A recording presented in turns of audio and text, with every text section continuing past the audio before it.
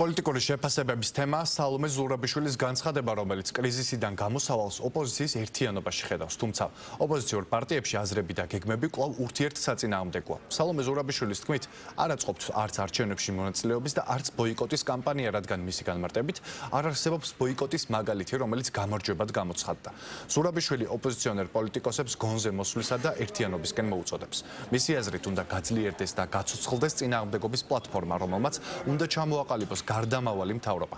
მისივე თქმით, სამოქმედო გეგმა პროგრამა არის ქართული ქარტია, რომელსაც განახლება სჭირდება.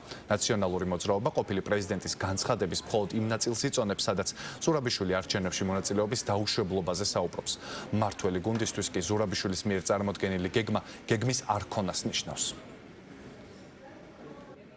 რაც შეეხება ქალბატონის სალომეს განცხადებას, რა თქმა უნდა მივესალმებით იმ ნაწილს, რომ იგი ფარს უწოდებს სწორედ რუსულ სპეცოპერაციას, ხოლო რაც შეეხება მეორე ნაწილს, ჩვენთვის გაუგებარია, რატომ არ ესმის მას, რომ როდესაც ლაპარაკია ფარსზე, როდესაც ლაპარაკია რუსულ სპეცოპერაციაზე, მასში მონაწილეობა არ უნდა მიიღო იურიდიული ენით და პოლიტიკური ენით ამას ბოიკოტი ქვია. ჩვენ ძალიან დიდ პატივს ვცემთ ქალბატონის სალომეს პოზიციას, მის ჩართულობას ძალიან დადებითად ვაფასებდით და ვაფასებთ პროევროპული ფლანგის გაძლიერებაში, თუმცა მისი განცხადებით ჩვენი პოლიტიკური გუნდისთვის და ჩვენს გადაწყვეტილებებთან დაკავშირებით არაფერი იცვლება.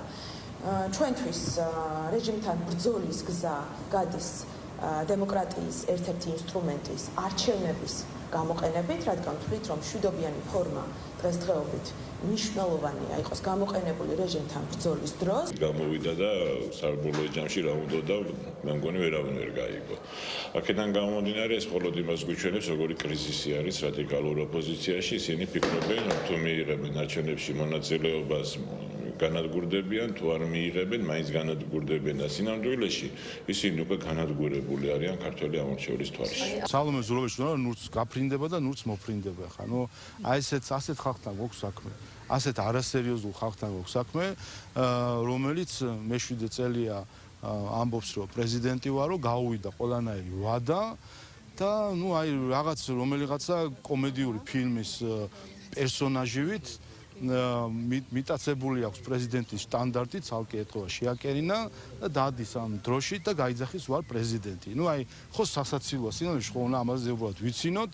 ეს ყველაფერი როცა ჩაივლის, მე გაგვახსენდება, რომ ასეთი სასაცილო მოვლენა იყო ჩვენს ცხოვრებაში, რომ ვიღაცა გამაგრდა თავის ციხესიმაგრეში, უკვე თანამედროვე გაგებით საოფისე სივრცეში, დაიდგა დროშა და ამბობს, რომ ვარ პრეზიდენტი. ესეთი შემთხვევები ჩვენ ადრინდელიდან გვახსოვს, როდესაც რაღაც თვითმარქვია მმართველები იყვნენ.